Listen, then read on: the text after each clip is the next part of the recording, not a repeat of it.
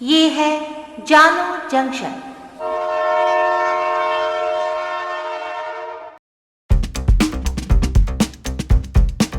नमस्कार, आज है 25 फरवरी 2022। मैं हूं पूजा वर्मा और आप सुन रहे हैं जानो जंक्शन पे Hindi news podcast news rail. पहले मुख्य समाचार। यूक्रेन पर रूस के हमले आज शुक्रवार को लगातार दूसरे दिन जारी हैं। यूक्रेन के चेर्नोबिल न्यूक्लियर पावर प्लांट में रेडिएशन बढ़ा। यूक्रेन में फंसे बिहार और उत्तर प्रदेश के कई छात्रों ने भारत सरकार से लगाई मदद की गुहार। अफगानिस्तानी विदेश मंत्रालय ने कहा कि रूस यूक्रेन हथियार नहीं बल्कि बातचीत से मसला सुलझाएं। दिल्ली में खत्म हुआ नाइट कर्फ्यू, हटाई गई कई अन्य पाबंदियां। अब समाचार विस्तार से। यूक्रेन पर रूस के हमले आज शुक्रवार को लगातार दूसरे दिन जारी हैं। राजधानी कीव में सुबह 7 बड़े धमाके हुए। लोग रात भर घरों, सबवे और अंडरग्राउंड शेल्टर में छिपे रहे। खाने पीने से लेकर रोजाना की जरूरत की चीजों की कमी हो रही है। यूक्रेन के राष्ट्रपति वोलोदिमीर ज़ेलेंस्की ने दावा किया है कि रूसी सेना राजधानी कीव में दाखिल हो गई है। हालांकि रूसी टैंक कीव से 32 किलोमीटर दूर हैं। इन्हें रोकने के लिए यूक्रेनी सेना ने 3 पुल उड़ा दिए हैं। ज़ेलेंस्की ने आशंका जताई है कि 96 घंटे यानी 4 दिनों में कीव पर रूस का पूरी तरह कब्जा हो जाएगा। उन्होंने कहा कि रूसी सेनाएं रिहायशी इलाकों को टारगेट कर रही हैं। रूस के विदेश मंत्री सर्गेई लावरोव ने जंग खत्म होने की उम्मीदें भी खारिज कर दी हैं। न्यूयॉर्क टाइम्स से बातचीत में लावरोव ने कहा, हमें अब यूक्रेन से बातचीत का ऑफर कबूल नहीं है। बातचीत सिर्फ एक शर्त पर हो सकती है कि यूक्रेन सरेंडर कर दे। प्रधानमंत्री मोदी ने गुरुवार रात रूस के राष्ट्रपति व्लादिमीर पुतिन से फोन पर बात की थी। इसके बाद रूस की तरफ से शुक्रवार को बयान आया। इसमें कहा गया है कि हमें उम्मीद है कि यूएन सिक्योरिटी काउंसिल की मीटिंग में भारत हमारा समर्थन करेगा। यहां अगर कोई रिजोल्यूशन जारी होता है तो भारत से समर्थन और सहयोग की उम्मीद करते हैं। यूक्रेन के चेर्नोबिल न्यूक्लियर पावर प्लांट के पास गुरुवार रात रूसी सेना ने हमले किए। यहाँ कई धमाके भी हुए।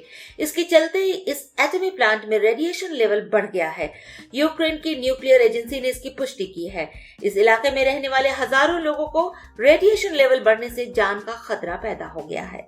उन्हें सेहत संबंधी दिक्कतें भी हो सकती हैं। इस बीच यूक्रेन के रक्षा मंत्रालय ने नागरिकों से कहा है कि वे रूसी सेना के मूवमेंट के बारे में जानकारी देते रहें। इसके साथ ही उन पर पेट्रोल बम फेंकें। यूक्रेन में फंसे बिहार और उत्तर प्रदेश के छात्रों ने भारत सरकार से मदद की गुहार लगाई है। बिहार के भागलपुर के शुभम सम्राट यूक्रेन में फंस गए हैं। शुभम ने एक वीडियो जारी कर भारत सरकार से मदद की गुहार लगाई है। लगभग 2 मिनट के वीडियो में शुभम ने वहां की सारी स्थिति से अवगत कराया। शुभम ने कहा कि पहले युद्ध की आशंका को लेकर फ्लाइट की टिकटों के दाम में काफी बढ़ोतरी हो गई थी। इस कारण हम लोग टिकट भी नहीं कटा सके। वर्तमान में ऐसी स्थिति बन गई है कि रूस ने युद्ध शुरू कर दिया है। 6 जगह बम गिरे हैं। सारी फ्लाइट्स कैंसिल हो गई हैं। यूक्रेन के सबसे अधिक प्रभावित रूस के बॉर्डर पर स्थित खार्किव में बोधगया क्षेत्र के कई स्टूडेंट्स फंस गए हैं। इनमें कई छात्रों को हॉस्टल के बंकर में तो कई को मेट्रो स्टेशन में बंकर में सुरक्षित रखा गया है। गुरुवार की रात सभी छात्रों के लिए काफी खौफनाक रही। कुछ छात्र बंकर में पटरे पर सोकर अपनी जान बचाने को मजबूर हुए। उन्हें खाने पीने में मुश्किलों का सामना करना पड़ रहा है। शहर की स्थिति ऐसी है कि पानी पीने के लिए लंबी लाइन लगानी पड़ रही है। वहीं अभिभावक भी बच्चों की सही सलामत वापसी को लेकर काफी चिंतित हैं।